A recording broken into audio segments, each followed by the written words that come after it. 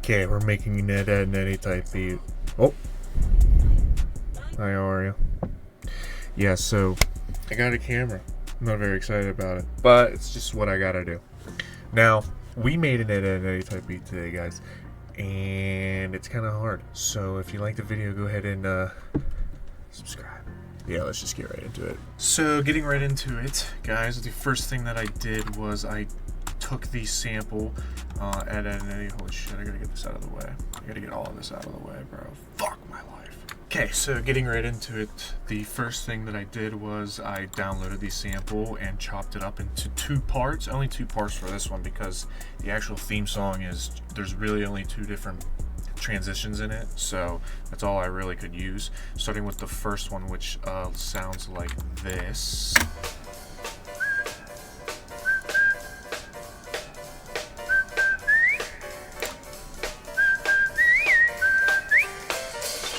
And then the second part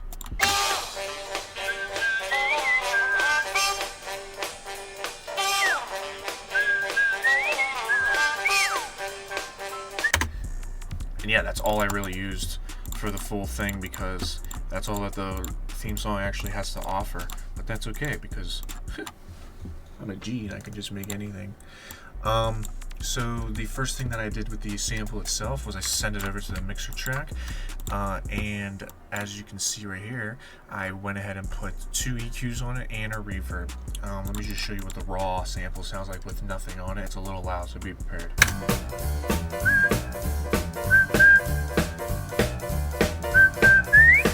And then I threw all the other stuff on, so 2 EQs on and the reverb. The first EQ looks like this. Chopped out a lot of the lows and some of the highs to get rid of the bass and to get rid of the high instrument sounds that are in the theme.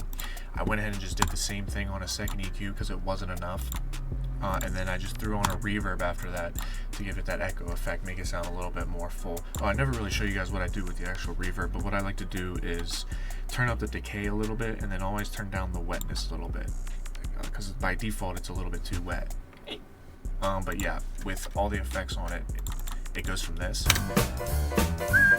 to this. So yeah, that's all I really did with the sample. And then moving on to the drums, the first thing that I always do with the drums, start with the clap just to give it the rhythm, get the rhythm going, you feel me?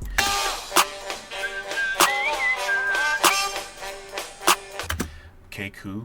And then I went ahead and threw some hi-hats on it to give it more of a bounce.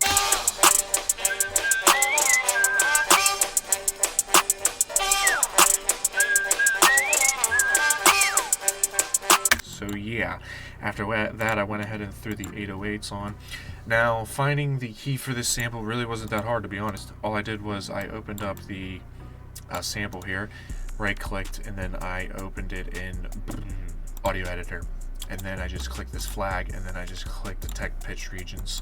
Now it looks like a mess right now, but all you have to do is find where the beginning of the sample hits. So right there. So I would cut that out, and now we just have to. So the very beginning it starts in G, so we know that because that's what it starts with. And then you kind of just got to listen to the sample and listen to where the bass hits. So it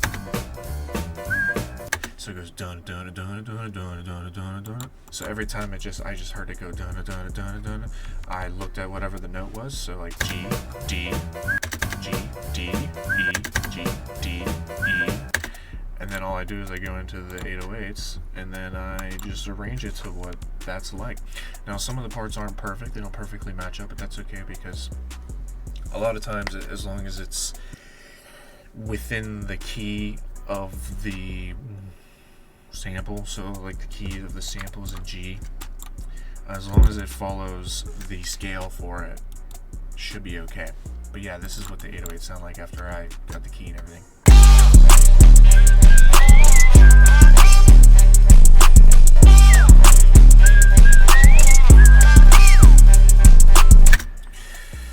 Nice.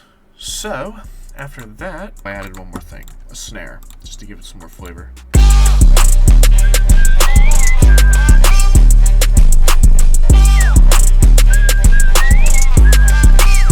Then I added a, it's not a crash, an open hat just to give it more of a, just to give it some more power. Sorry, it sound like this.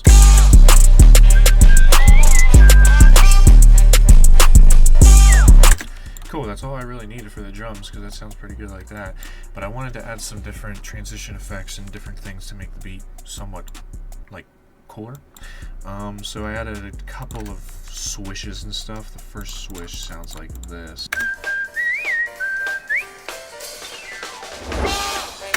Yeah, and then with all the drums together with the swish, it sounds like this.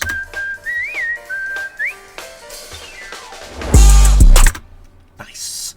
So yeah, that was basically it for the drums. They were pretty simple. I then went ahead and did some just basic rearranging.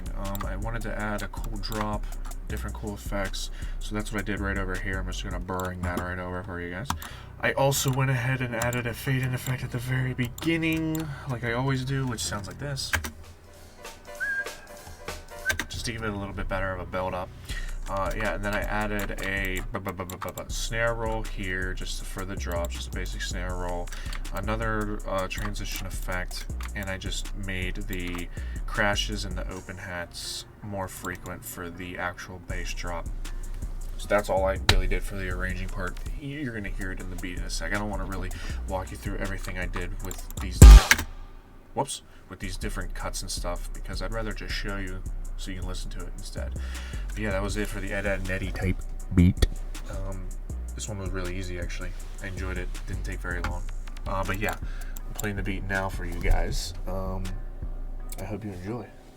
Peace out.